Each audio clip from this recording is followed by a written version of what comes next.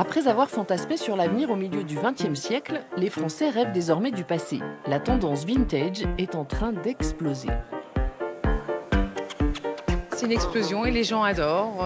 Certainement un esthétisme qui n'a pas de faute de goût.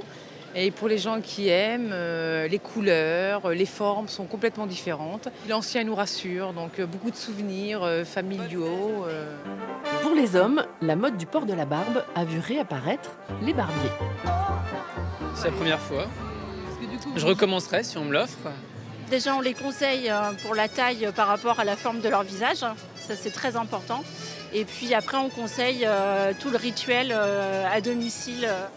Les femmes, elles, pouvaient profiter d'une séance de relooking et découvrir l'état d'esprit des pin-up.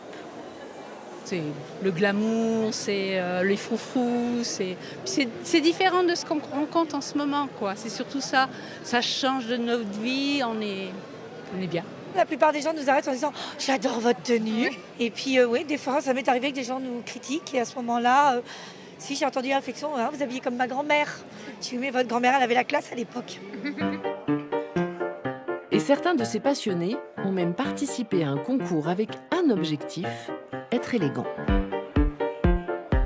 Ce qui me plaît généralement dans les tenues vestimentaires de cette époque, années 40, années 50, c'est l'élégance. Voilà, là, autrefois on savait vraiment s'habiller. Alors c'est dommage parce que ça a tendance un petit peu à se perdre, mais bon, ça revient. Et moi je suis très attaché à l'élégance.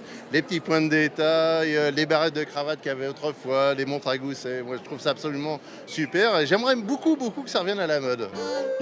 Le vintage est devenu un véritable art de vivre, avec un brin de nostalgie, mais aussi un plaisir non dissimulé de se transporter dans un autre temps.